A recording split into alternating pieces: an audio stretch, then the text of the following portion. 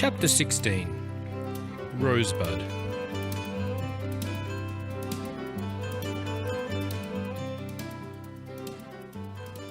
Over the next week, I kept waiting for Luca to tell me about the refugees coming to Point Nepean, but he didn't. Not even when we were watching the evening news and saw refugees arriving in America too. The newsreader said how good it was that America had decided not to put the Kosovars on a naval base in Cuba anymore, because it wouldn't have been right to lock them up like that. Instead, the footage showed refugees flying into an American airport and being greeted by First Lady Hillary Rodham Clinton, being driven to a place called Fort Dix, New Jersey. They showed American people welcoming the refugees. One even held up a sign that said, Mirisvini ni Amerik, which the journalist said meant, Welcome to America, in Albanian.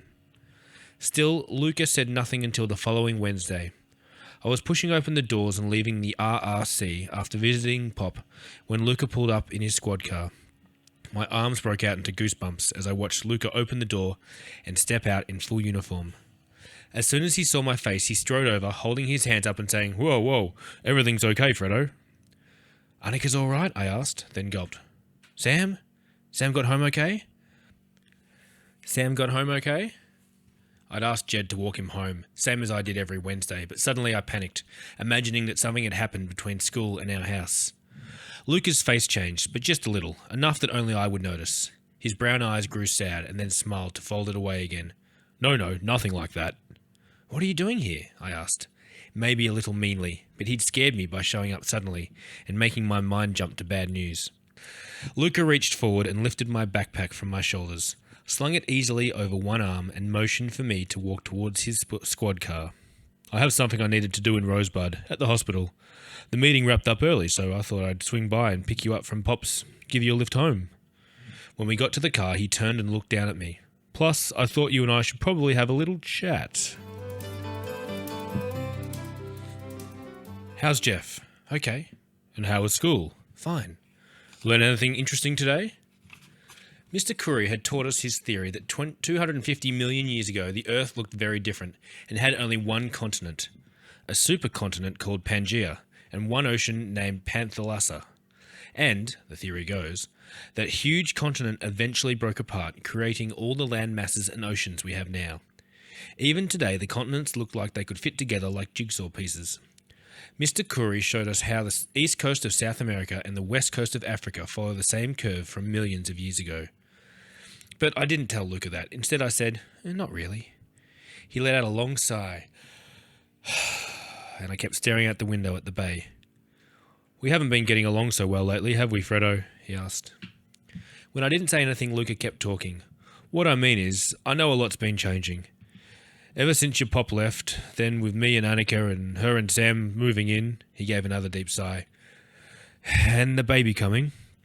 I got this tingling feeling, like a sneeze was coming, and about to make my eyes water, so I kept watching out the window.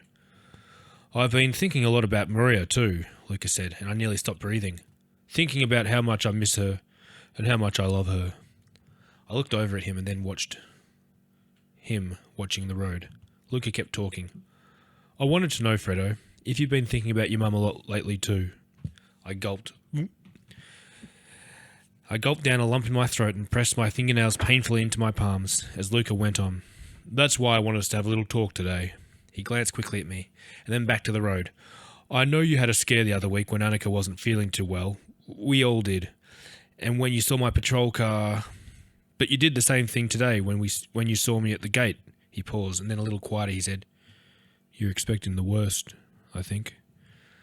My mouth felt dry, and I opened it just to close it again. I didn't know what to say. Fredo, it's okay. You can talk to me about anything. But especially if you've been remembering what happened with your mum and scared it could...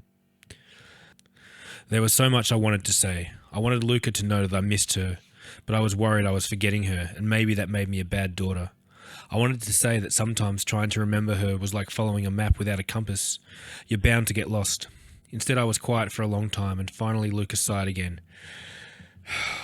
We need to get better, he said. Better at talking to one another and being honest with each other, don't we? He looked over at me, and I forced myself to nod and to swallow down all the things I hadn't said. He adjusted his hands on the steering wheel, seemed to grip it a little tighter. Something kind of big is going to happen around here over the next few months, and it's my job to help with that. So I'm going to be busier than normal, and I need you to step up and take on more responsibilities. You mean because the refugees are coming? Luca was silent for a long time, and then he huffed out of breath and said, "How on earth do you know about that?" I turned a little towards him, as much as my seatbelt would let me. "Don't be mad, but I heard you and Annika talking the other night." "You were eavesdropping?" I looked down at the hem of my school shirt and started pleating it nervously. I'm sorry, but you were just saying how I could talk to you about anything, and..." I looked up at him again and shrugged. I want to talk about this." Luca glanced at me again. "Well, I don't appreciate you sneaking like that, Winifred. You won't do it again, is that clear?" I nodded once. "This is confidential information. Do you know what that means? It needs to be kept secret. If you tell anyone, I'll be very disappointing and won't trust you again. And is that understood?" I nodded again, and Lucas sighed once more. "Yes, they're coming here. Some of the Kosovar refugees from the evening news." "Well, that's a good thing, right?" Luca didn't say anything, so I prodded again. "In class we talked about how the national anthem says we have boundless plains to share, and Mr. Curry said that was right, and..."